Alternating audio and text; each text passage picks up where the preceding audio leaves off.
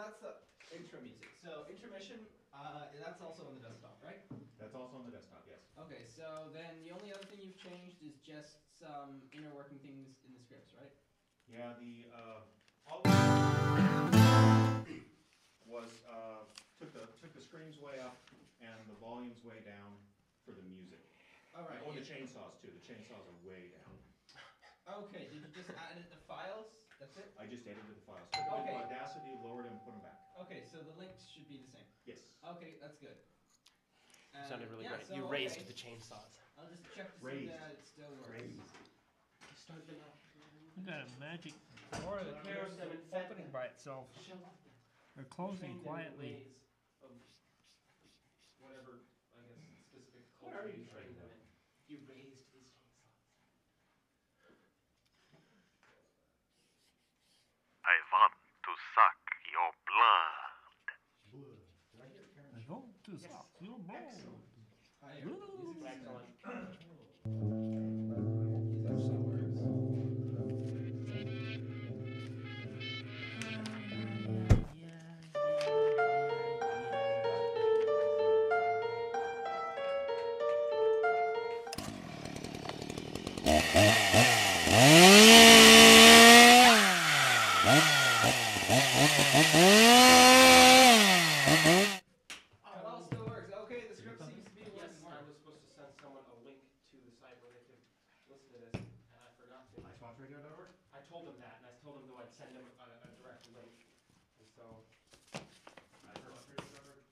One of those things where I know they would probably really want to listen in, especially if they think I threw links out to a couple people.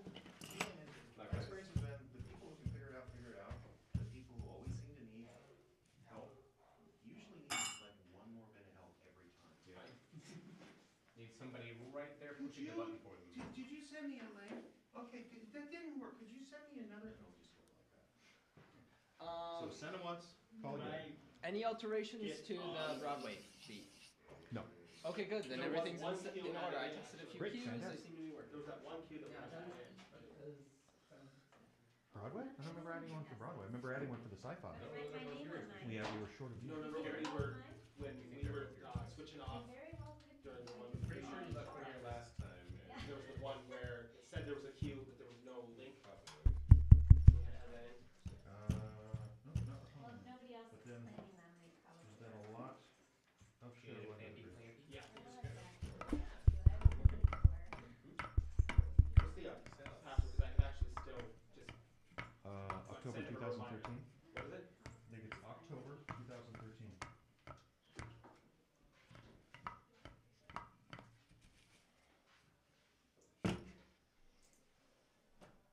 Da-da-da. Da-da-da-da-da-da-da-da. Level. Yes. I was describing the festival to a friend of mine. Oh, good. Who's much more of a let's drive pickup trucks up the sides of mountains kind Check, of guy 1, 2. than a let's act in a play kind of guy. Check 1, 2.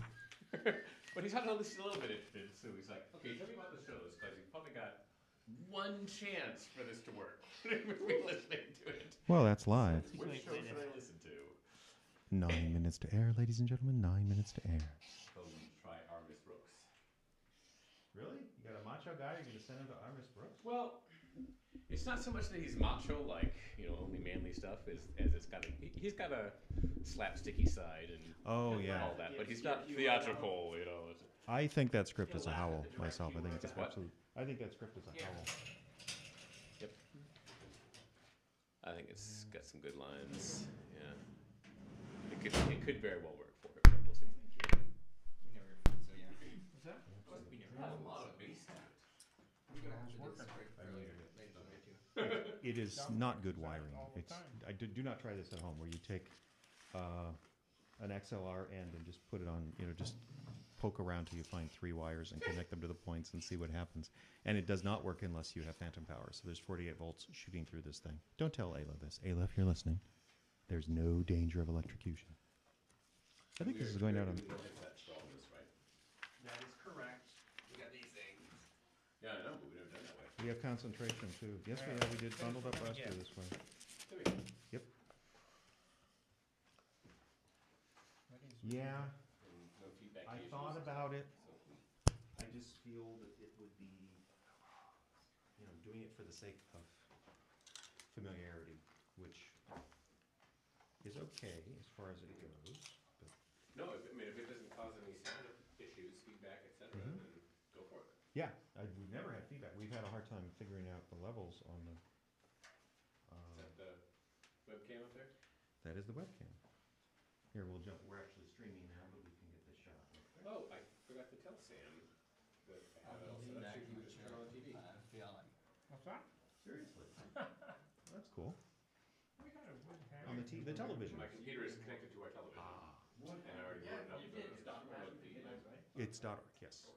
It's like one of those? Icebox Radio No Theater. Yeah. .org. Iceboxradio.org.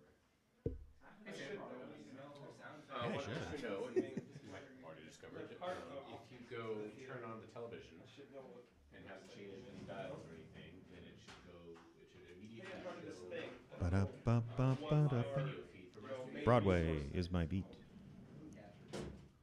Nothing. Oh, that's sweet. They're labeled now. I do. I would. Okay, so Broadway's my beat. Columbus Circle, Audio Sounds Violent. Lone Smith's Violent. Wiggle the mouse Broadway's or Everything. hit the space bar or something on there. No, New Q. Wiggle the mouse. Autumn Sunlight.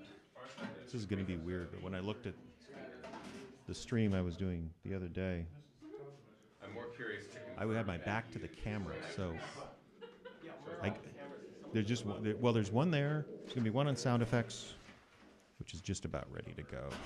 Oh, it probably shifted. It probably shifted the video over to the monitor on my desktop. All set? The thing is extremely heavy. You see what my regular computer screen is like.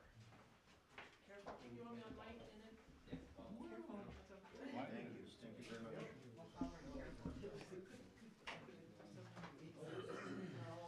What?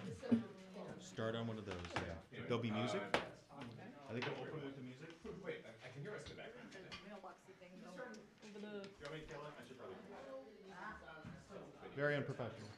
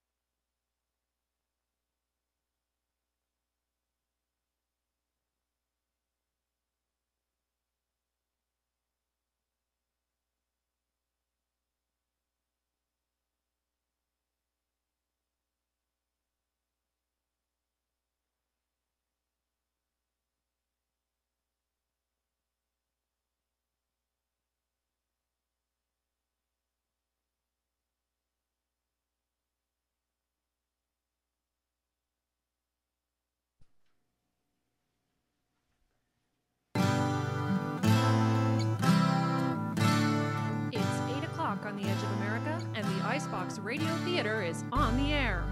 Welcome to the second annual Bundled Up Theater Festival. Even though it's March, winter has tightened its grip on the icebox of the nation.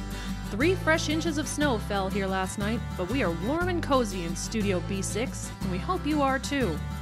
We want to thank all our wonderful sponsors on Kickstarter that made this festival possible, and we want to thank our families, our bosses, and our friends who allowed us the time to bring live broadcasting back to the internet airwaves. Over the next 3 nights, we will present the best in audio drama, performed live right before your very ears. If it happens here in studio, you'll hear it through your speakers whether we want you to or not. Tonight, mystery is in the air. Mel and Jasmine, the Scoop Sisters, will be along in a bit. But first, come with us to a distant place and distant time. It is New York, 1951, and Detective Danny Clover walks the Great White Way, where murder is in the air.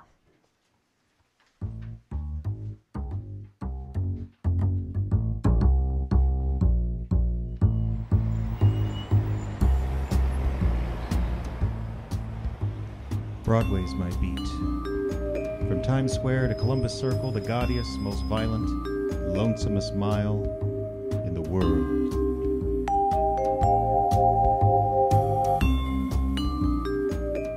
Broadway's my beat, with Jeff Adams as Detective Danny Clover. In autumn sunlight, the September day trots out its promises for Broadway's consideration, displays them in doorways and pushcarts and gutters, decorates them with price tags, invites you to browse, don't touch, buy, don't squeeze. And at cut rates of second-hand delights, the prices slash down to any man's purse, the bolt end of dreams. The vendors simper, the hawkers wink, buy, kid, that's a winter sun on your shoulder, and the day is short, so buy. So that's what you do, kid, because on Broadway, there's really no other choice. And at police headquarters, the September's day has arranged wares of violence on your desk, stacked as to category, degree, grade, because the day is fresh, and you put off reaching for them, the touching of them, but it screams close to your ear.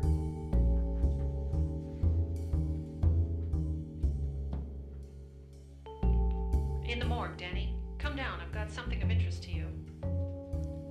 So you walk down the corridor in the dead of the room, through the swinging doors into a place without season, where all nights and all days are of equal length, where the temperature is constant, where the wind is conditioned before it's let flow over death.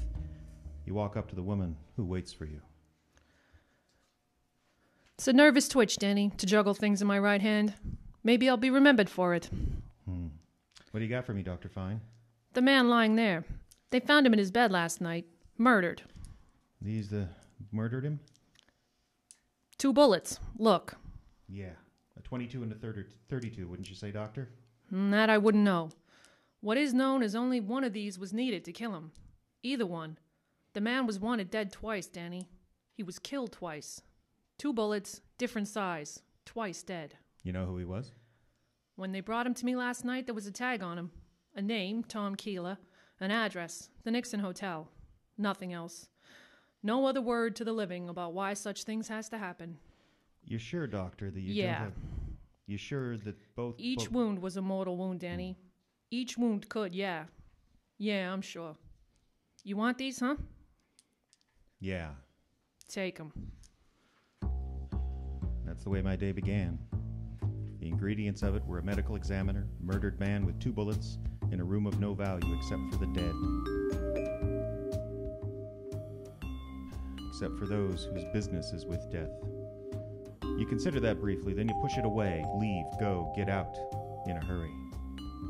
And into the corridor you find what you're looking for, that breath of air that's not controlled by a thermostat.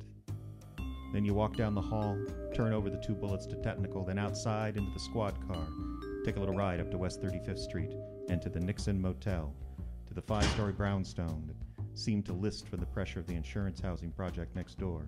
You go in, you ring the desk bell, to be greeted by the stare of someone who just didn't want to be there. Morning. Good morning. Danny Clover, police. Rhonda Quantrill, hi. You had a little trouble here last night, didn't you? Oh, just a mess of it. Did you know the man who was killed? You mean Tom, huh? That's right, Tom Keeler. Said hi to him. That's about the extent of my to-do with him. How about visitors? Did he have any? Look at the sign over my shoulder, Mr. Clover. Mr. Clover. I know some Clovers down in Selma, Alabama. You kin to any Clovers? No. Oh, well, look at the sign over my shoulder. N-O, visitors. No visitors. And you think just because the sign is there, Tom Keeler didn't have any visitors? Oh, no, I don't, mister. We got a sign in each and every room says no smoking in bed. And in the last year, we had 3 mattress fires. So what I'm saying is, I never seen anybody sneak past this desk that I said to myself, there's a Tom Keeler visitor. What else do you know about Keeler? Oh, he got mail this morning. Maybe I ought to tell you that. Yeah, maybe you should. Gonna. Fresh mail that come this morning. Here, the letter. Oh, thanks. From the Great Northern National Bank. So I see. Please come in and talk to us with regards to your commercial account at your earliest convenience.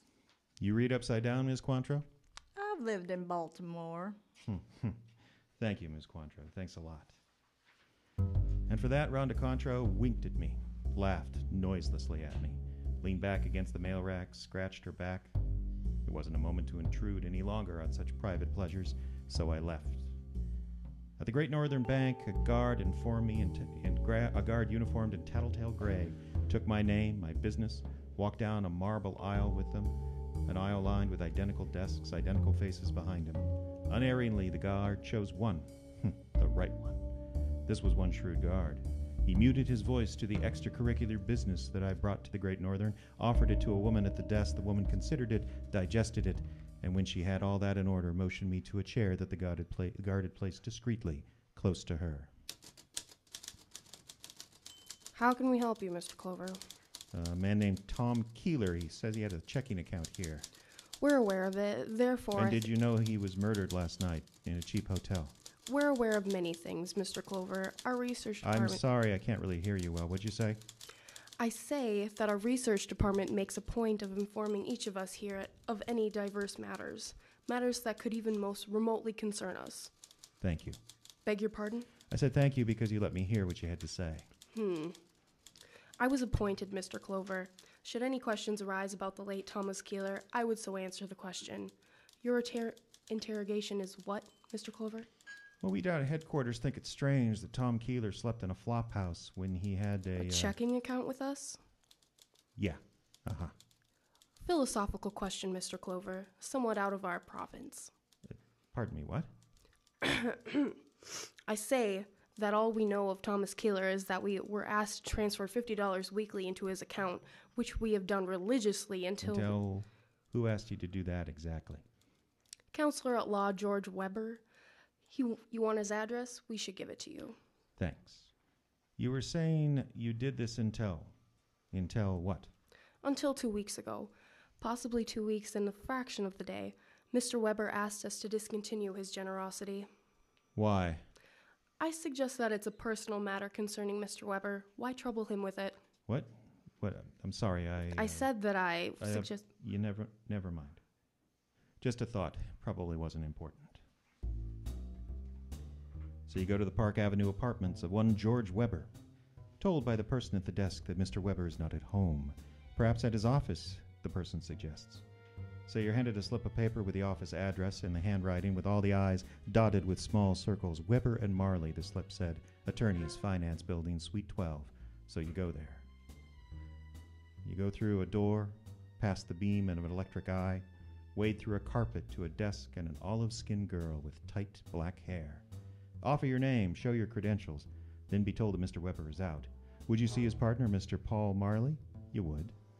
You're nodded past yet another door. And another electric beam, this time to a slender young man who is waiting for you in front of a wall lined with every law book ever written.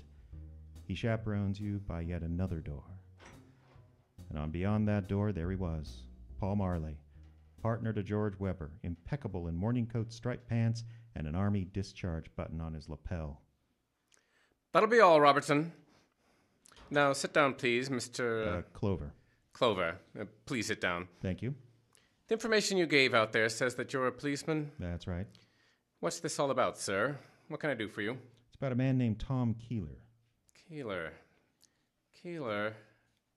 The man they found murdered last night?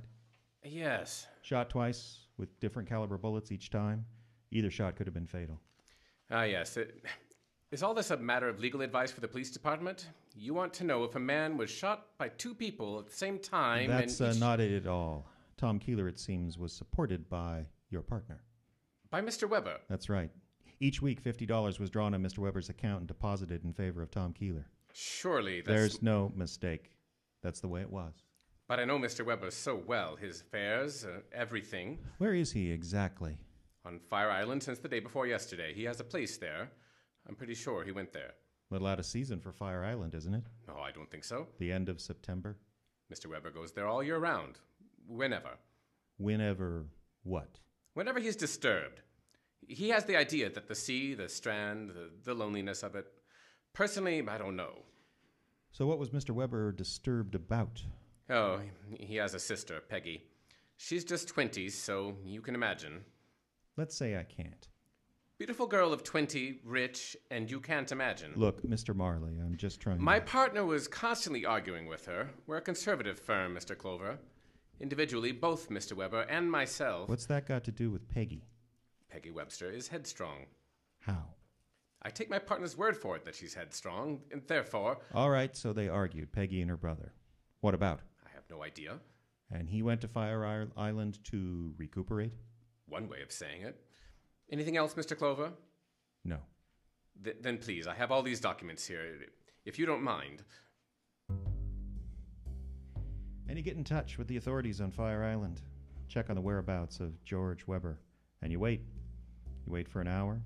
No phone call. Then the call comes and Mr. Weber is not on Fire Island. Mr. Weber's place there is deserted. From the look of it, it hasn't been inhabited for over a month. So you come up with a conclusion. Mr. George Weber was missing. Put out an all points on him, go back to his Park Avenue apartment, and this time you make a request of the management.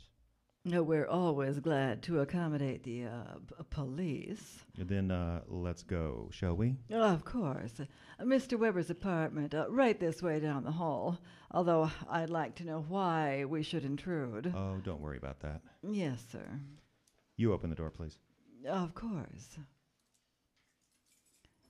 And here we are. Yep, here we are, aren't we? What did you say? What did you say, Mr. Clover? I didn't... Stop both of us. The management and myself. It was a sight that only needed one glance, and the details were there forever. Free-shaped coffee table, the grotesque of the man spread beside it, the tracery of blood that stopped abruptly. Mr. Weber! That's Mr. Weber! The penknife, bone-handled and cheap, in his heart. All this to be remembered. Details in the death of George Weber.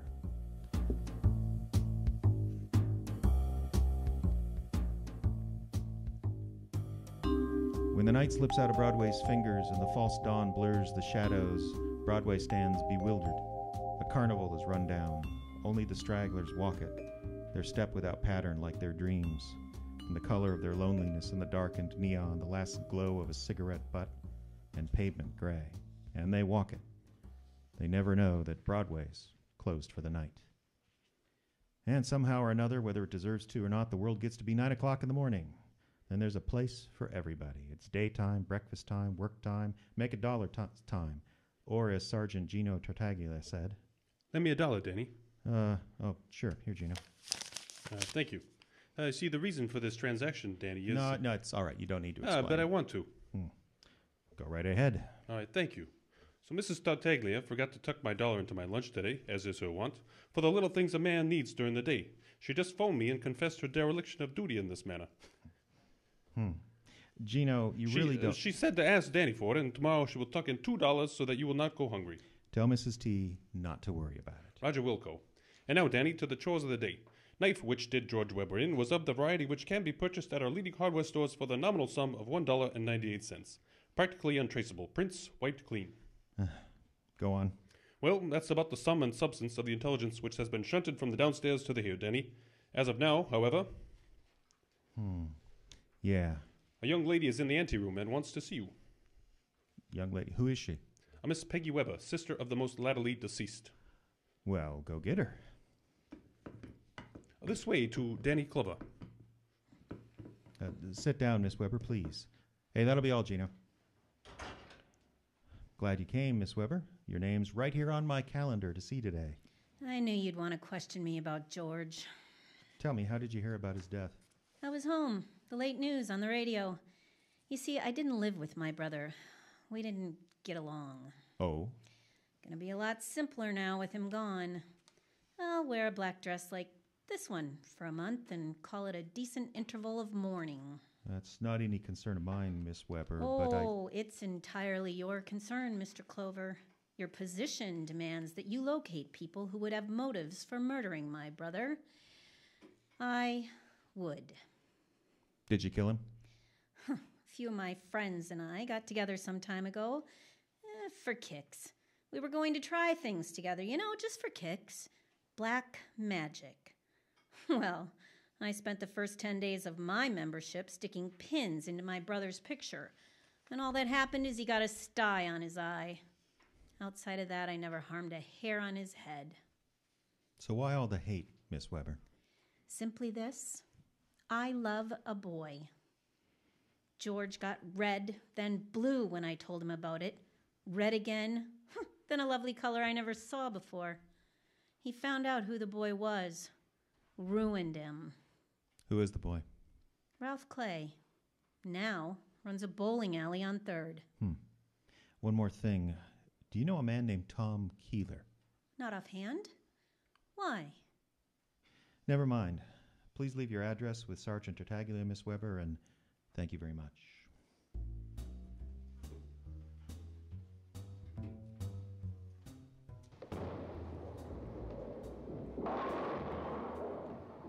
You Ralph Clay? Oh, hello. Yeah, that's me. To my dying day. You walked in on an empty hall, mister. Feel real sorry about that. Oh, don't be. That way you and I can have a nice long talk. Shall we? Wait a minute. I want to take care of this thing coming up. Kingpin, 7-pin. Challenge. What do you think? Go ahead. Watch me. Yeah.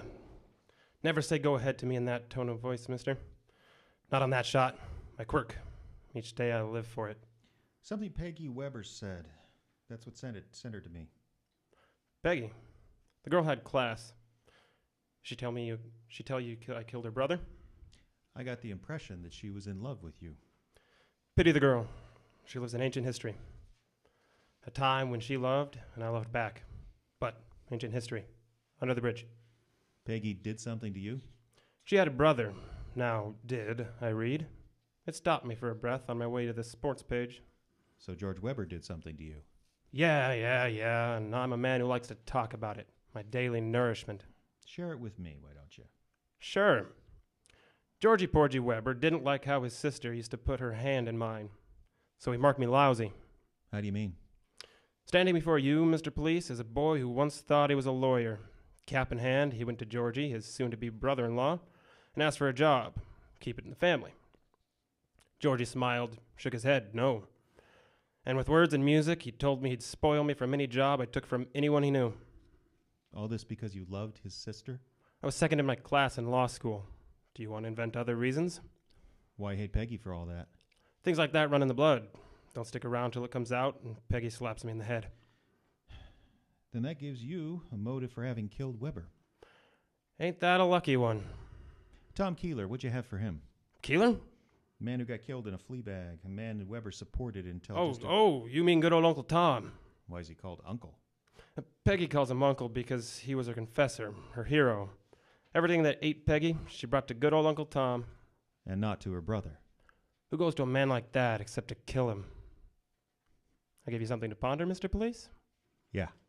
Yeah, you did. I'm glad. It makes me want to live through another day. So you watch the bitter boy make his strike. Yeah.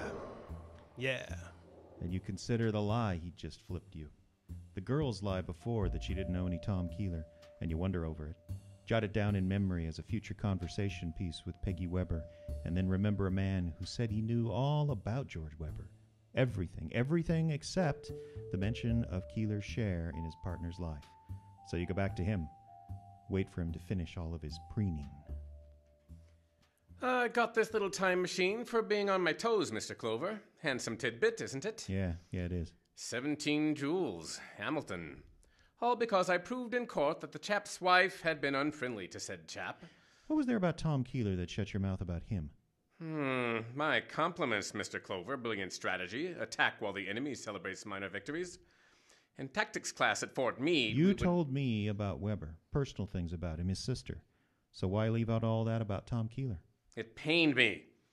For George's sake. My deceased partner's sake. It pained me. You'll have to show me where it hurts. You think you'll be able to understand? Don't answer. It doesn't matter. Keeler was a derelict, a bum. A hungry shadow in George's closet. That's why George opened that account for him. To keep him from coming here to beg. George and I had a large investment here. The presence of Keeler... Weber cut off the account? At my insistence, my counsel... It made quite a row the other day between Tom and George. I had to shoo people back to their desks. Did you kill George Weber? Attack. I admire your method, Mr. Clover. Secretaries, all the junior partners, they're all yours now. You kill Weber for that? The death of my partner was a great loss to me, Mr. Clover. A personal loss. Were it in my humble power to hunt down his assassins, I would dedicate my life, my fortune...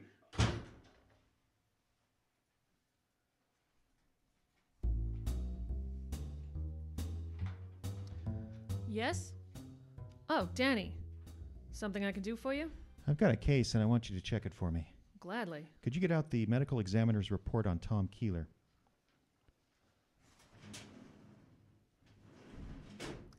Here. What do you want it for? Here. Put it side by side, right next to this one I got on George Weber. So? What does it say? It says Weber died day before yesterday at approximately 6 p.m. Uh-huh. And it says on this report that Keeler died about midnight same day. You know what that means, Doc? No, what? There's a pencil on your desk. Figure it out.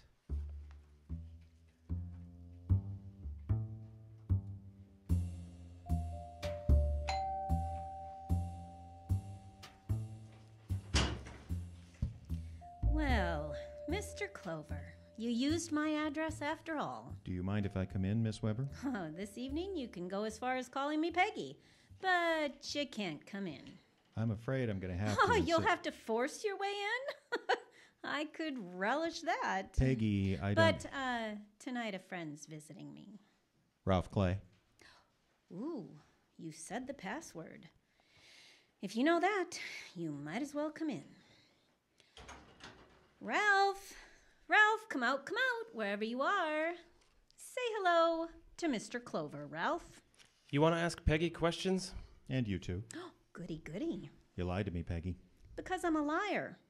Get Ralph a lot of trouble that way, don't I, Ralph? Let's just listen to what the man has to say. You lie about Keeler, Peggy. You said you didn't know who he was. I explained it to you. I'm a liar. I found out who killed your brother, Peggy. We heard you. I found out. There was a lot of motives floating around. Peggy, for example, your motive... Leave her alone. She didn't kill her brother. I did. Oh, cut it out, Ralph. Peggy... Ralph had nothing to do with it. I did it. What's the matter with you, Peggy? You're crazy. You're a liar. You lie. That's why you say you killed your brother. Ralph, please. Neither one of you killed him.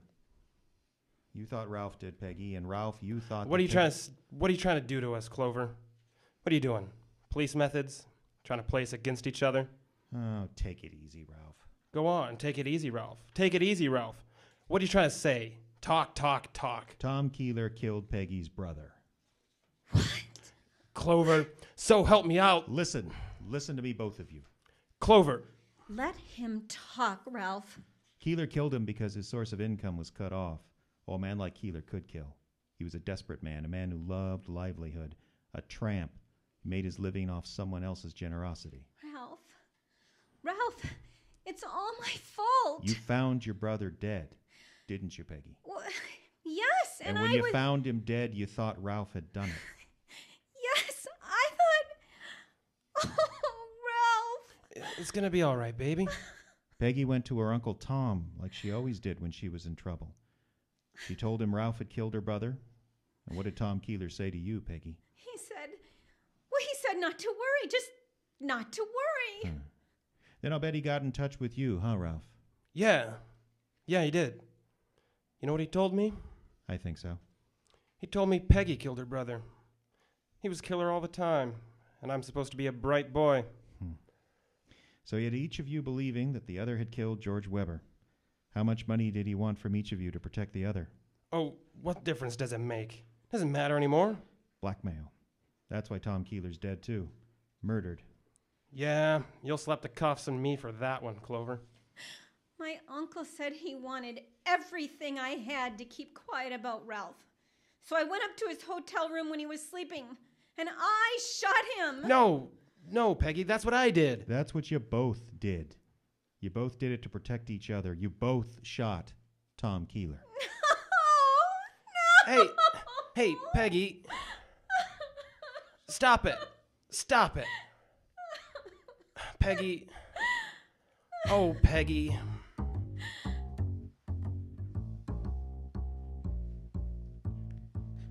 There's a time on Broadway when the crowd gives up, goes home. The lights buzz, fitfully die.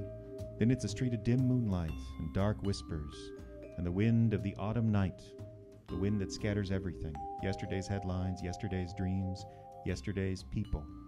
It's Broadway, the gaudiest, most violent, lonesomest mile in the world. Broadway, my beat. You've been listening to Broadway's My Beat, the Tom Keeler murder featuring Jeff Adams as Detective Danny Clover. Original broadcast on August 22nd, 1951. Our cast featured Ayla McIntosh as Dr. Fine. Jim Yunt as Marley. Vicki Olsen as the manager. Karen Schickel as Peggy. Beth Nelson as Ron McQuantrio. Autumn Silvers as the banker. Cody Boyer as Ralph Clay. Steve Windles as Sergeant Tartaglia. Script written by Morton Fine and David Friedkin. Sound effects created and realized by David Irwin. Pre-recorded sound effects by Piran Irwin. The songs, Dances and Dames, Fast Talkin', and I Knew a Guy provided by Kevin McLeod at Incompetech.com. The Icebox Radio Theater's Bundled Up Theater Festival will be right back, right after this short intermission.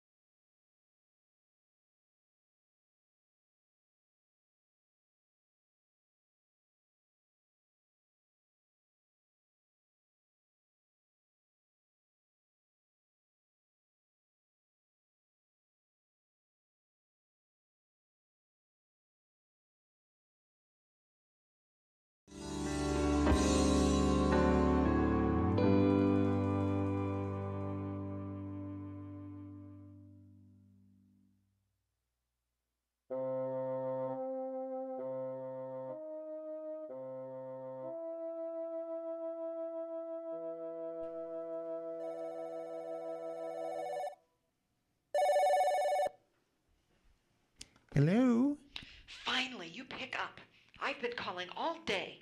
Honestly, who still has a landline? Oh, it's you. What? Of course it's me. Who did you expect? Well, I was just getting ready to call you. Sure you were. We're just about done here. I would hope so. You realize all of this is supposed to happen next week? Oh, yes, it's on my calendar. Let's see. You wanted some saws and then some screams. Is that right? No, I wanted the saws to cause the screams. Well, that's what I meant, of course. It has to kill her, you understand? I suppose it's just, What is it? Well, couldn't we just maim her? Take off a leg, for example? No, I want her dead, and I want her screaming. Is that clear? In that order? Oh, for the love of course not. Now, just get it done on time, or you know what will happen, right? Yes, of course. Oh, one more thing. What is it? Where do you want me to deliver the body? The back door, naturally. And do it at night. I don't want anyone to see you cause trouble. Oh, is that likely? Just do it. Well, it's a lot of fuss if you ask me. After all, this is just a simple murder. So there I was, 30-something, divorced, and a victim of the economy. So I did what any independent, self-respecting woman would do after being laid off from the job she'd put 10 years into. I ran home to Mother. That would be plenty traumatic for most women, but my mother is something else. Melody, come get your wheat germ before the organic honey congeals. Or should I say some time else? The 60s to be exact. But Mom stays active, running the local newspaper. The Nutcase, Volume 1, Issue 1. Dateline, Icebox. Mayor silent on the pothole issue. What corruption is he hiding? My daughter Mary, Hi, and I keep busy keeping up with Mom. But we've done some good in our little town. In fact, the three of us have solved so many local mysteries the townspeople have taken to calling us The Scoop Sisters. In color. Starring Karen Schickel as Mel. And Victoria Olsen as Jasmine. Script written by Jeffrey Adams. Sound effects by the Irwin brothers, Piran and Dave. Tonight's episode, The Sound of Doom.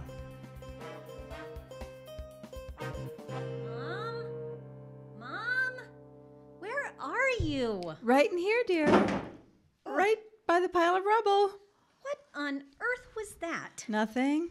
Is that the sewing machine? Oh, mostly. I need to get these costumes done for the play. I thought you were just acting this time. I am, but I'm doing costumes too. But wasn't she dropped out last minute. Something about leaving town for a boy in Argentina. They do that sometimes. Though generally not in Argentina. Have you seen my style book? Your what? My AP style book. I've got a story for the next issue that has tense trouble. Oh, honestly, sweetheart, I don't remember. Are you all right, Mom? Oh, just a little stressed out at having to do the costumes. I hadn't planned on adding another job. Why do you even need costumes? Well, for one thing, none of us wants to get arrested. No. I mean, I thought the next play was going to be an old-time radio show. Well, it is, but that still means 40s period dress for everyone. I don't know where on earth I'm going to find shoes to match all this fabric. Seems like a lot of trouble. Well, I agreed to do the costumes, and the director said she found great sound effects artist, someone right here in town with a huge collection of old props. I'm so glad they did because I was ready to volunteer, and I think my schedule might be getting a teensy bit stretched. I've been meaning to talk to you about that. About what? About your schedule. Do you think you're taking on too much? Are you suggesting I can't handle it? I think the pile of rubble at your feet suggests that. What am I going to do? You need to pare back, Mom. Pare back where? I'm playing the lead in this play, promised to sew the costumes. There's the newspaper to think of. I have that handled. Not to mention the dog walking business. Why did you add that again? Oh, Bertha the dog walker went to San Diego for a month and left 20 clients in the lurch. That's not really your problem, Mom. I know, but what else could I do? She asked me so nicely. You are running yourself ragged. I'll be fine. I just need to get organized. Now, where is that list? Aha! Right here. Hey, what are you writing that on? Piece of paper. No, I mean, what are you using as a board? That's my style book. I'm sorry, honey. I must have grabbed it at your desk. What else have you taken from my desk? Is that my favorite pen? The one you promised never to use? No. Maybe. Mother, you are overextended. You have got to give something up. All right, all right. The dog walking will go. Good. Right after I feed Buggy. Do what? Feed Buggy. He's an adorable little pug dog that lives just down the alley. The Wilsons are gone this week and I'm feeding him. Dinner's currently 5 minutes late. I'll tell you what. I need the walk. I'll go feed Buggy the pug. You get organized here, all right? Oh, thank you, Melody. Thank you so much. The key is in my purse, and the instructions for feeding him are on the kitchen counter. And be sure to fill his water dish from bottled stuff in the pantry, not from the tap. Okay. You just get organized and start on those costumes. Oh, that reminds me. Could I ask you for another favor when you get back? Of course. What? Could you possibly show me how to sew? Goodbye, Mother. Remember, bottled water. Uh-huh.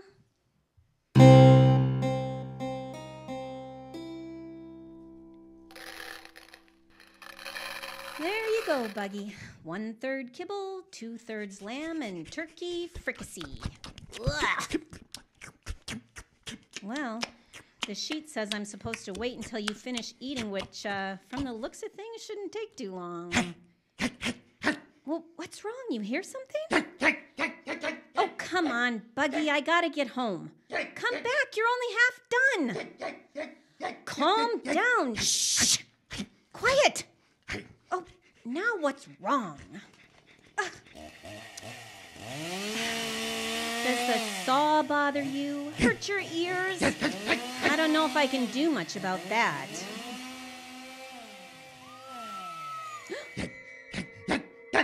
What was that? Buggy, calm down. What was... Phone. Where's my... Oh, I left it on the counter at home. And I think the Wilsons got rid of their landline, too. Wait here, Buggy.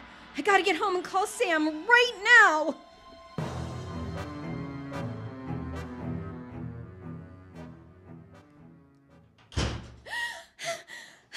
Where is it? Where is it? Melody? Phone. It was right here. What on earth is wrong? Where is my phone? This is an emergency. Oh, no. Is Buggy okay? Who? Buggy the pug. Is he on another hunger strike? The Wilsons told me this might happen. Mother, where is my phone? It's right under that cookbook there. Oh, would you please tell me Shirley, this is Mel. Is Sam there? What is going on? Sam? Well, You're where calling the is police? he? What? Oh, no. Something's happened. Buggy's been pug-napped. When is he going to be back? It's all my fault. Oh, I should have brought him home with us. An emergency? Oh, No, I guess not. What? Tell him to call me when he gets a chance. Thanks.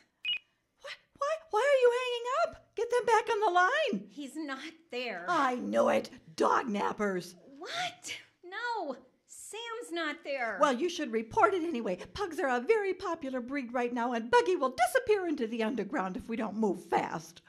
What are you talking about? Can you use Amber Alerts for dogs? Oh, probably not. Mother. Well, there really should be a version for pets, too. Oh, how about Rover Alert? I'm going to copyright that right now. Mother, put it in neutral. What are you talking about? Kidnapped dogs. Who's a kidnapped dog? Buggy! You came in all upset, and I just assumed... No, Buggy's fine. Well... But is he fine or isn't he? He's fine. He's just a little upset about the noises coming from the neighbors. Oh, well, he's got great hearing. Oh, Mrs. Wilson says a mouse fart will send him into hysterics. What'd he hear? Melody? Mom, what do you know about the blue house adjoining the Wilsons' backyard? The old Frank place? Well, I don't know much. I noticed the for sale sign came down last month. But you don't know anything about the people who live there now? No, the Wilsons never mentioned them. Okay, well, Buggy and I heard something. It was pretty upsetting for both of us. Oh, I'm sorry, dear. But now that I think about it, I don't know. Well, what exactly did you hear? I'm not sure, Mom, but I think maybe it was a murder.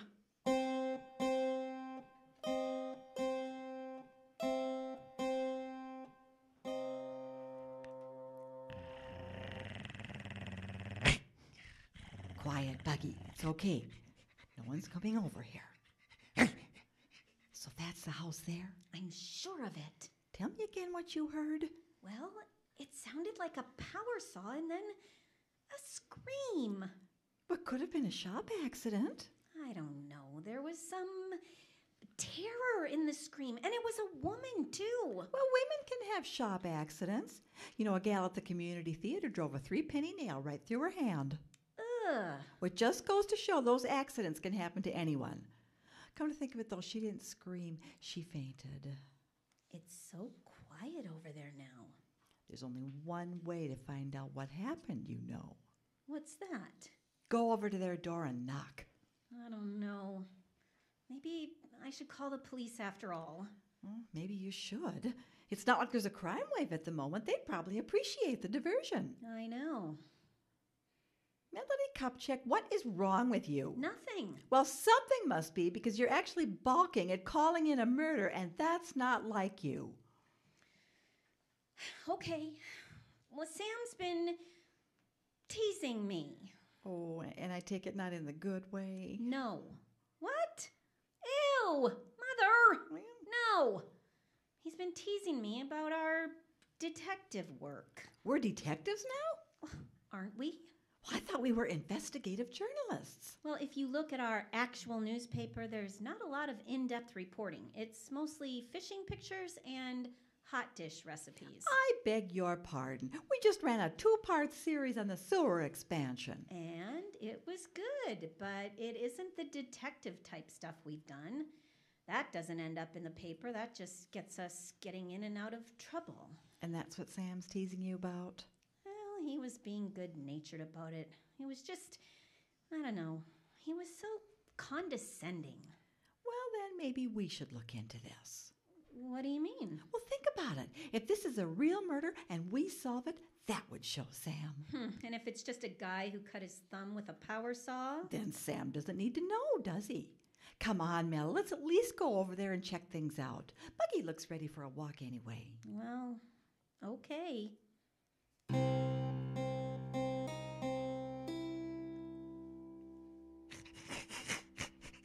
Calm down, Buggy. You're gonna strangle yourself. Oh, it's his nose. Poor thing's been bred to be cute, not breathe properly. Okay, Mom. Do we just go up and knock? I don't see why not. We're just 2 neighbors making a social call. And if there was a murder and the murderer's still in there? I say we cross that bridge when we come to it. Honestly, Mel, what is with you? What do you mean? Well, you're all tentative and meek. There might be a murderer in there. Yes, and I'd like to enjoy that fact, but I can't without you holding me back with your usual cold water logic. You're making me to be the reasonable one, and it's throwing me off my game. Well, excuse me. I guess I'm just... Sam? Maybe... Oh, well, the things we do for love. What exactly am I doing for love? Caring about what he thinks of you. Oh, shoot. That makes sense. You see, I'm being reasonable again. I hate this. I'm sorry. Can't we just agree to blame Sam for everything? Yes, that sounds like a plan. Okay. Do you want to go around to the shed? I don't know. Melody! Okay. We should knock on the front door. What if the murderer is out in the shed? We'll have tipped off our presents. I think we tipped our presents when we sauntered up with an adenoidal pug dog and then spent a full minute discussing my boyfriend. Good point. You made a good point. You're being reasonable. You're welcome. Oh, that feels so much better. I'm going to knock. Wait! Let's get our story straight. Why are we doing this? We're neighbors saying hello. And if the murderer comes to the door? Citizen's arrest. What? Oh, fine. We run away.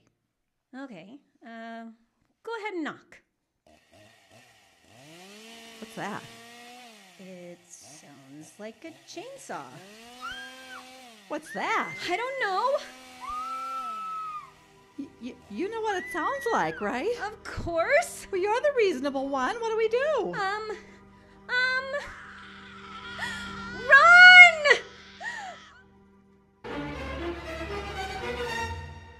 The Scoop Sisters will return. Go to iceboxradio.org to learn about memberships in the Icebox Radio Theater.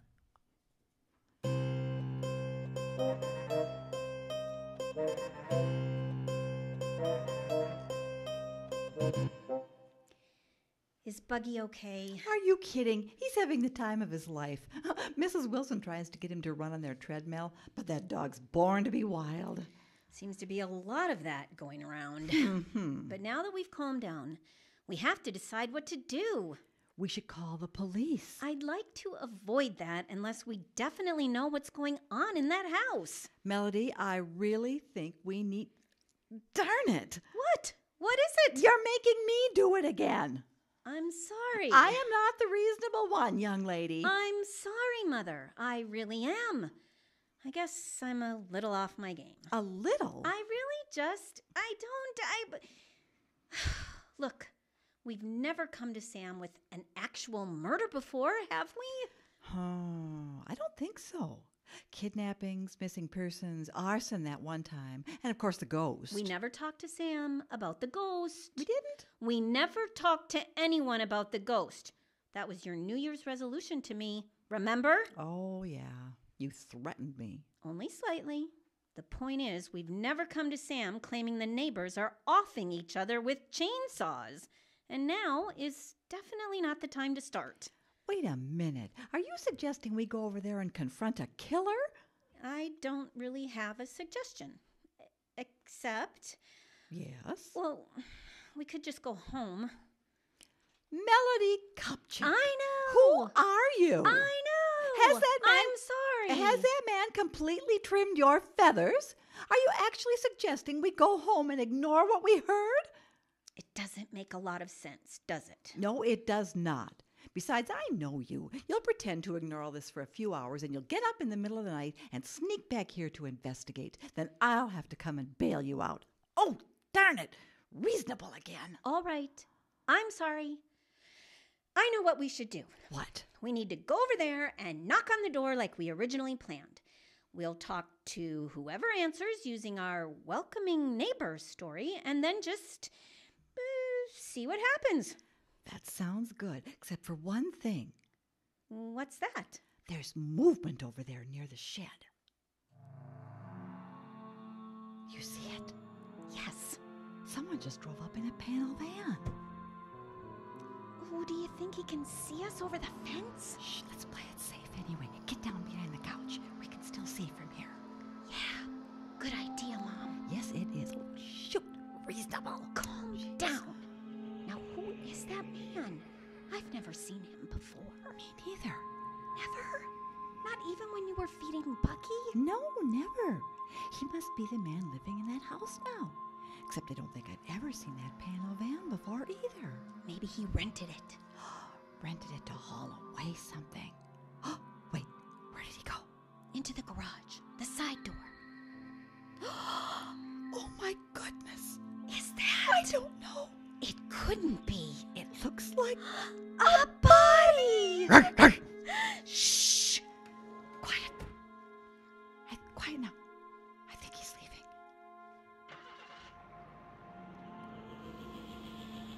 Well. Yes. That really looked like a body wrapped in an old blanket. Yes. So are you ready to call Sam now? Well, Mom, we saw a man carry off a bundle. We heard saws and screams and other noises coming from the house. Yes. Any cop would call that probable cause. Yes, they would. And as a citizen that heard something sinister, I should not be afraid to phone this in. Do you mean? That's right, Mother. There's been a murder. I am going to call my boyfriend.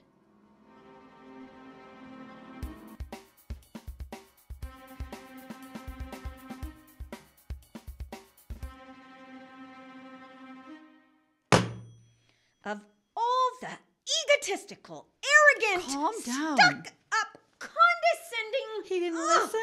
Oh, he listened all right. He turned it on speakerphone for the whole room to hear. Well, you can't blame Sam entirely. And why not? Oh, you're so adorable when you get to sleuthing. Am I the only one who remembers that some innocent woman is probably dead next door and the authorities don't want to do anything about it? Well, I say we show Sam once and for all. Right. We march over there, get the evidence necessary to convict that man of murder, then dump it all right on Sam's desk. Now you're talking. Then I do a 3-part expose about how the police in this town are a bunch of lazy good-for-nothings who are gold-bricking on the city's payroll. Yeah. Wait, what? We'll do a class action suit, the people versus City Hall. Heads will roll. People might even go to jail. Mother? We like Sam, remember? We do. Well, we don't like him right at this moment, but only because he's being a jerk, not because he's a corrupt official undermining democracy. Oh, right. Maybe just a 1-part series. We'll talk about it. Now, what's the plan? We're going over there. Do we have any, defense? I think I still have some mace left. That little bottle? Didn't you carry that around when I was in high school? Well, I can't guarantee it'll work, but maybe the threat will be enough. And we could bring Buggy. I don't think pugs were bred as guard dogs. Besides, he was laying in front of the heater snoring a minute ago. Oh, right. And I don't know how I'd explain it to the Wilsons if Buggy got chainsawed. Should we just go then? Yes, we should. You're sounding confident all of a sudden. I'm trying to be unreasonable, so you'll hold me back? Sorry, Mom. For once, I think you've painted me into a corner even I can't get out of.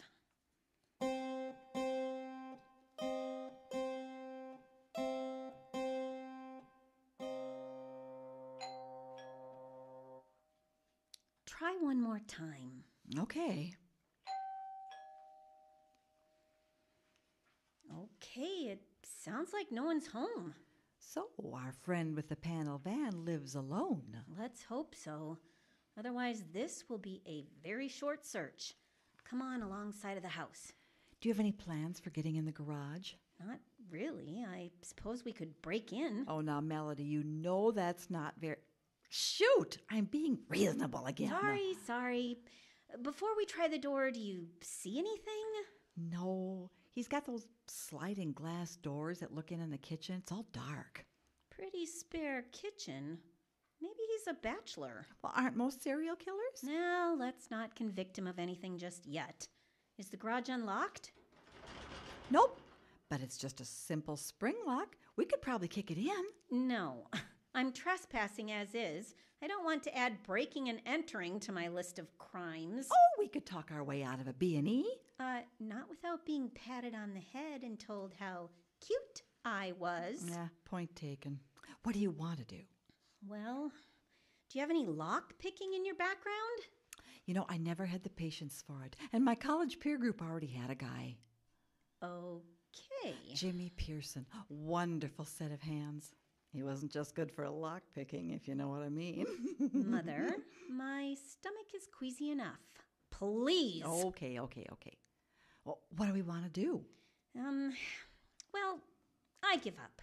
I guess we could kick the door, right? Sure, that's easy. Just aim right next to the knob and imagine a spot through the door, like 2 inches on the other side. Okay. Here I go. Be careful, dear. Hi-ya! Oh, Melody! Oh, my knee! Melody, you kicked the wrong side of the door. Said to aim 2 inches away from the knob. Yes, but on the inside. You kicked the door frame. Ow! You left a really good dent, too. I think I need to sit down. Okay, well, I should try now. wait a minute. No, you just hurt yourself. I owe it to you to give it my all. Mother, hang on. I won't let my baby get hurt without joining in her pain. Mother, wait. Look. What is it? Down here in the flower bed. You see that rock? Yes. Well, if I don't miss my guess. It's one of those fake rocks with a key inside. How on earth did you know that? The price tag was still attached. You know, we might be overestimating our killer's intelligence. Help me up, and we'll get inside. Are you okay to stand? Yes, it's just a sprain. We should get inside. No telling how long he'll be gone. Right. It fits. Come on. Okay. Should we turn on a light? I'm a little afraid of what we'll see. We have to be strong. There could be someone that needs our help. I found the light switch. Good. Just be brave, and I'm sure everything will... Run away! Run away! What is that thing? Is that... Yes! It's a cardboard standee. A life-size Bela Lugosi. Children of the night, what music they make. With some kind of pre-recorded voice speaker? It must be hooked up to a light sensor or something. Well, it scared me to death. Me too. Wow, what a lot of junk. Look, there's a bunch more standees over here. He seems to have a thing for old monster movies. Frankenstein, Creature from the Black Lagoon. Oh, wow. Mom, look at this wall. Posters. Definitely has a thing for old monster movies. Look, original Phantom of the Opera with Lon Chaney. Mel, that poster's nearly 90 years old. Well, it can't be original. Yeah, I think it is. That looks like archival framing. Special glass, acid-free backing paper. This isn't cheap, Mel. He's gone to great lengths to protect all this stuff. All of it looks old. You used to have a stereo like that, didn't you? Uh-huh. I inherited it from an old boyfriend. Goodness, look at the old reel-to-reel tape decks. This is professional quality gear. Professional quality from 40 years ago. Here's a rack with some costumes. Oh, I'd like some of those for the 40s radio hour. They look authentic. You know, looking around this workshop, Mel, I can't see this man as a murderer. Not so fast. Check out the workbench. Oh, dear. Chains and locks. And saws. And is that a sword? I think, and... Oh. Is that red paint all over it? I really don't want to get close enough to look. One thing bothers me, though. Just one thing? Well, we heard a chainsaw, right? Right. Well, where is it? Well, maybe he took it with him when he went. I don't know. If there was sawing going on in here, where's the sawdust? Well, the floor is cleaner than our kitchen. Not saying much, but point taken. This doesn't make sense. Well, I hate to point it out, but we haven't explored the whole workshop yet. There are doors over there. Yeah. Mom? Yeah? There's a flashlight there on the shelf. Could you see if it works? Like a charm. Okay, there are 3 doors. Oh, perfect! Just like the Lady and the Tiger. I can't remember if anyone got eaten in that story. Oh, me neither. Should I grab the sword just in case? No. Let's just hurry. Okay, try the first door. Another closet. Yes, it's... Oh, look at the movie projector. Mother, focus. Right. Murderer. Okay, moving to the next door. It's like the Halloween version of Let's Make a Deal. And me, without a hard-boiled egg in my purse. Oh, you remember that show? That makes me feel so good for some reason. Open the door, Mom. All right.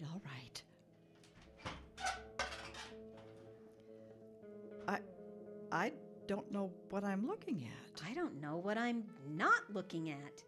It's a closet version of a junk drawer. But everything's so neat. Look at the little stackable containers, all neatly labeled. Mother, don't touch that. It's fine, dear. It's just labeled eyeballs. Put it back, please. Wait a minute. Eyeballs don't rattle. Mother! Look! Ew! Mel, these are not real eyeballs. First of all, they're assorted sizes. And second of all, they're plastic. Why would someone have a collection of plastic eyeballs? They're props. Look at the rest of the containers. Spiders, snakes, shrunken heads. And one marked organs. Oh, I'm sure they're just the rubber ones. Let's not find out. Next door, please. You are no fun at all. Okay, this last one's different. It's just an old closet door. Can't be 2 feet wide. One of us will have to go first. I volunteer. This is fun. Oh, you and your eyeballs. Oh, just stay behind me, scaredy cat.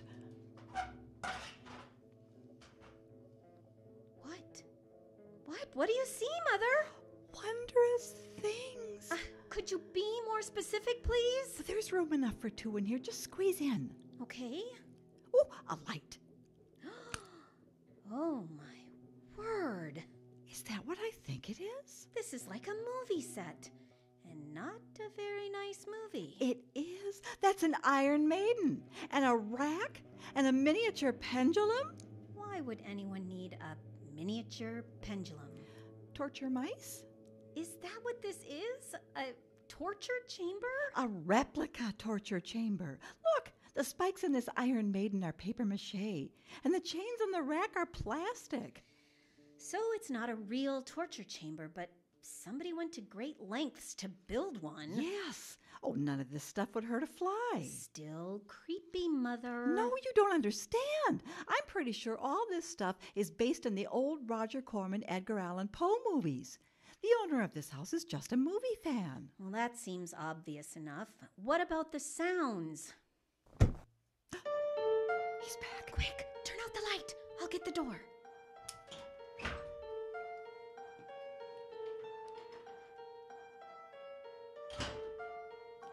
He came in. Of course he came in. Why wouldn't he? I don't know. I was hoping he'd get a sandwich or something. I didn't know murderers got hungry after the kill. Well, I can hope, can't I?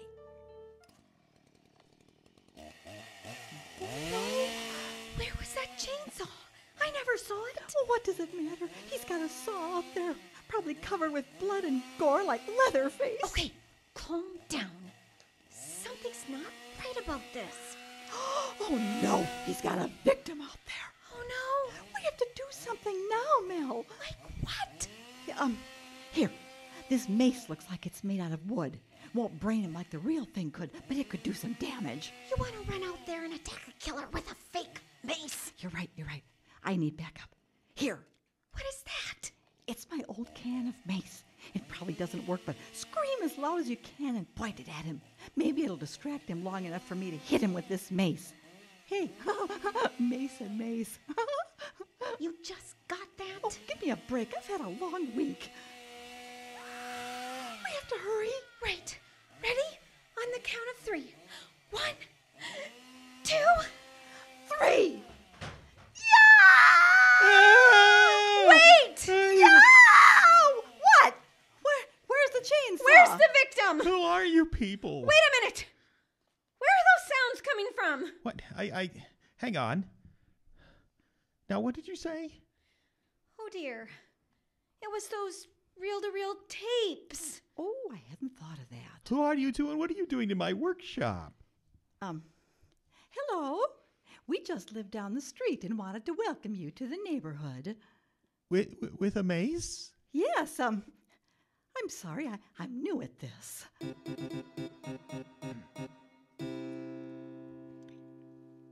Yes, Jasmine, and this is the effect that I want to use for the second act murder. Oh, that'll be perfect. Do you really think so? I do. You are such a treasure, Mr. Perkins. I'm so glad you moved to town. Well, I'm just glad I found your community theater troupe. I've been collecting all these things for so many years. It's exciting to think they could be used again in some capacity. So, everything I heard was a sound effect. Yes, and thank you so much, young lady, for being terrified. What? I wasn't sure young people would still be scared by all these old effects. It's exciting to know that you two thought I was a real murderer. Okay, just to take stock a moment, those saws and screams. All classic recordings. I had them all on reel-to-reel, but of course they need to be transferred to a computer for the show. He is going to be our best sound effects director ever. I'm sorry to hear the sounds disturb the dog next door. I'll be sure to use headphones next time. Okay, that explains the sounds, but we saw you carrying something over to your van earlier. Well, I did take a load of props down the theater. Yeah, but this something looked like a body. Oh, that would be Gustav. Who? Gustav, my dummy. See, when you need the sound of a body falling on the floor and you want to use a live prop instead of a recording, well, you just take an old set of coveralls and you fill them with newspapers and phone books. Oh, it weighs a ton, but when you drop it on the floor, it sounds so realistic. That is ingenious. Thank you. Well, I guess that's it. We're sorry, Mr. Perkins. Very sorry. You can see why we thought something was wrong. Well, I'm thrilled you thought something was wrong. I'll have to be more careful when working sound effects from now on. I wouldn't want to worry the neighbors. Right. One question for you ladies, though. Yes? When you heard all these sounds, why did you come to investigate yourselves? Why not just call the police? Well, that's, complicated. It's like this. You know how you collect all this wonderful horror movie memorabilia? Yes. Well, we have a similar hobby, only ours involves actual crime. Oh, my, isn't that dangerous? Only to our dignity. And then only if Sam finds out. Which he never will. Right, Mom? Well, that depends. On what? On whether or not you can teach me to sew. Oh, I can teach you how to sew. Really? Yes. I'm working on a Dracula cape right over here. Oh, how wonderful. Mel, could you go check on Buggy? Mother, I would love nothing better.